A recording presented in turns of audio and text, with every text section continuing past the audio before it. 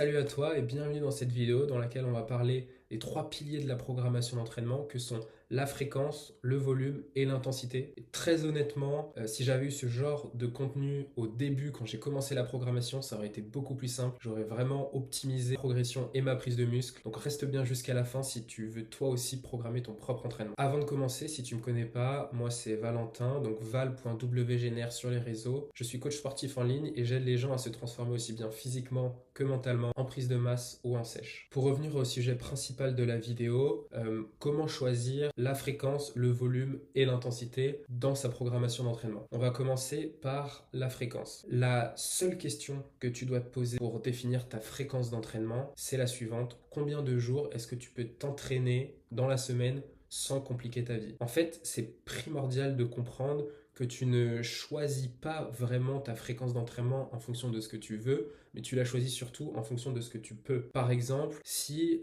tu aimerais t'entraîner sur 5 jours dans la semaine, mais que tu es potentiellement disponible sur seulement 2, est-ce qu'il vaut mieux quand même programmer sur 5 jours, sachant que tu risques d'en louper, ou alors programmer sur 2 jours ou 3, et à ce moment-là, tu es sûr de faire toutes tes séances? Bien entendu, il faut programmer sur 2 jours. Donc maintenant que tu t'es posé cette question et que tu as déterminé ton nombre de jours où tu peux t'entraîner, il y a deux cas de figure. Soit tu peux t'entraîner sur peu de jours, donc 2-3 jours, à ce moment-là tu auras des séances plus longues parce que tu vas devoir rentrer plus de volume sur moins de jours, ou alors tu peux t'entraîner sur plus de jours et à ce moment-là tes séances seront plus courtes puisque tu vas devoir rentrer moins de volume dans une séance. Premier cas, tu peux t'entraîner seulement sur quelques jours et tes séances sont longues. Ce que je te conseille, c'est d'entraîner 2 fois dans la semaine les muscles que tu priorises pour étaler le plus possible ton volume sur ce groupe musculaire sur ta semaine. Ce que ça implique aussi d'avoir des séances plus longues, c'est que c'est forcément un peu plus coûteux en termes de concentration. Comme les séances sont longues, on va avoir tendance à être plus frais au début de la séance qu'en fin de séance. Plus frais déjà physiquement, mais aussi mentalement. Alors que sur les exercices de fin de séance, tu auras probablement un petit peu moins de jus pour pousser aussi lourd. Si tes séances sont plus courtes, en revanche, ce que je te conseille, c'est de travailler tes muscles priorisés 3 fois dans la semaine, donc étaler encore plus ton volume, tu peux te le permettre, de sorte à mieux récupérer sur ce groupe musculaire et avoir des séries un petit peu plus efficaces. Des séances plus courtes,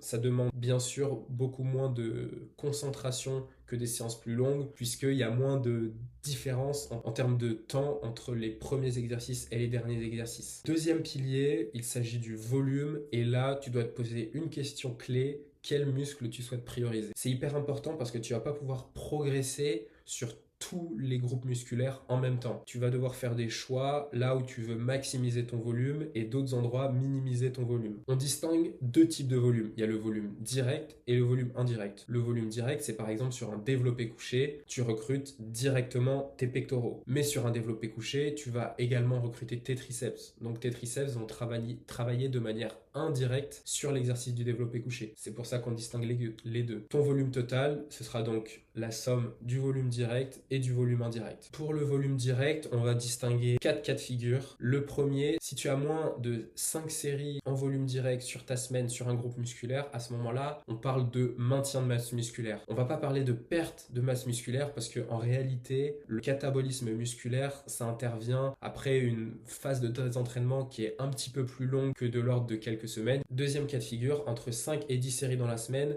c'est ce que je considère comme étant un bon point de départ pour du volume si tu veux progresser sur un groupe musculaire. On va généralement se situer autour de 8 séries dans la semaine pour commencer à prioriser un groupe musculaire. Ensuite, si tu veux aller au-delà, que tu as bien récupéré sur ce groupe musculaire, que tu fais des bons progrès en termes de charge, en termes d'hypertrophie, à ce moment-là, tu peux considérer d'élever encore ton volume dans la fourchette 15-10 séries par semaine, ce qu'on considère comme étant du haut volume. La dernière fourchette, c'est entre 15 et 20 séries par semaine. Là, on est dans du très haut volume. Très haut volume, attention, ça peut engendrer pas mal de fatigue et ce genre de volume, tu vas pas pouvoir le tenir sur plusieurs mois. C'est vraiment en fin de priorisation, tu vas être très vite limité en termes de récupération. Si on parle un peu du volume indirect, c'est là où le choix d'exercice peut être pertinent et tu dois avoir une attention toute particulière à ce que tu choisis comme exercice. Je m'explique. Par exemple,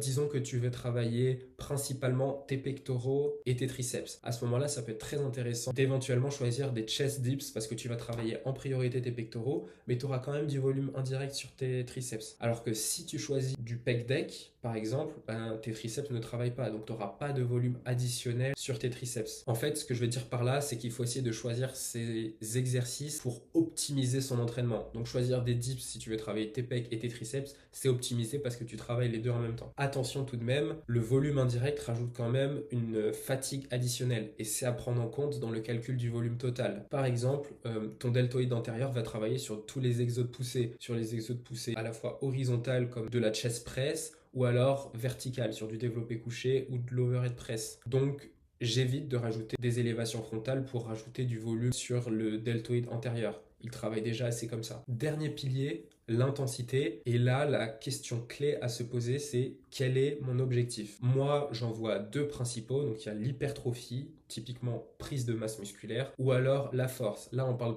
à la fois d'hypertrophie, forcément, mais aussi d'adaptation nerveuse. Donc, tu vas gérer ton intensité différemment entre les deux. Premier cas de figure, tu veux principalement travailler en hypertrophie. À ce moment-là, je te conseille d'avoir 2/3 d'exercices polyarticulaires et 1/3 d'exercices d'isolation. Pour les exercices polyarticulaires, comme ce sont des gros exercices assez taxants nerveusement et musculairement, on va choisir une fourchette de répétition entre 6 et 12. Pourquoi on choisit entre 6 et 12 répétitions? En fait, c'est juste parce que c'est assez simple de jauger dans cette fourchette de répétition notre proximité à l'échec tout en étant capable de pousser assez lourd. Dans cette fourchette de répétition, on va chercher entre 1 et 3 répétitions en réserve, donc RIR 1 à 3. On ne va pas chercher forcément à aller à l'échec sur toutes les séries parce que ça peut engendrer des problèmes de récupération sur les groupes musculaires. Deuxième type d'exercice, les exercices d'isolation. Là, comme ce sont des exercices un peu moins taxants musculairement et nerveusement, on peut chercher un peu plus de répétitions et se rapprocher encore un petit peu plus de l'échec. Donc entre 12 et 20 répétitions, un RIR entre 0 et 2, parce qu'il y a moins de fatigue engendrée. Dernier cas, si tu travailles en force, là on ne va plus parler forcément d'exercices polyarticulaires et d'exercices d'isolation, mais on va parler plutôt d'exercices spécifiques et d'exercices de renforcement ou travail technique. Ce que je te conseille, c'est d'avoir 2/3 de ton entraînement sur du spécifique. Ça peut être squat, bench, deadlift, overhead press typiquement, et 1/3 d'exercices de renfort en hypertrophie ou en isolation. Pour tes exercices spécifiques, là on va être entre du 3 et 6 reps pour vraiment travailler en force et avoir les adaptations nerveuses nécessaires. Et on n'utilisera pas forcément le RIR, mais plutôt une échelle d'intensité subjective qu'est le RPE. On va noter entre 1 et 10 notre perception de l'effort, ou alors on peut tout simplement utiliser le pourcentage du 1RM. Donc attention, ces gros exercices induisent une grosse fatigue et c'est à prendre en compte en termes de récupération à la fois musculaire et nerveuse. Donc maintenant pour le travail de renfort ou travail technique, là on va être sur du coup de l'hypertrophie, sur des exercices polyarticulaires ou alors des exercices d'isolation, et je conseille entre 8 et 12 répétitions sur des RIR 2 à 4 parce que le but c'est pas non plus forcément de se cramer puisque c'est pas notre objectif principal. On va donc se situer dans un RIR entre 2 et 4. Attention, ça engendre aussi de la fatigue puisqu'on aura aussi de gros exercices polyarticulaires potentiellement. Voilà, on arrive à la fin de la vidéo. J'espère qu'elle t'a plu, que tu auras pu apprendre quelque chose et que tu vas pouvoir appliquer ces conseils à ta propre programmation. S'il te reste des questions, je t'invite à réserver une consultation avec moi en cliquant sur le lien dans la description. On définira tes objectifs et ta roadmap pour les atteindre. On parlera bien évidemment de fréquence, de volume et d'intensité adaptées à ton objectif. D'ici là, je te souhaite une bonne journée ou une bonne soirée en fonction de quand tu regardes la vidéo et je te dis à la prochaine. Salut!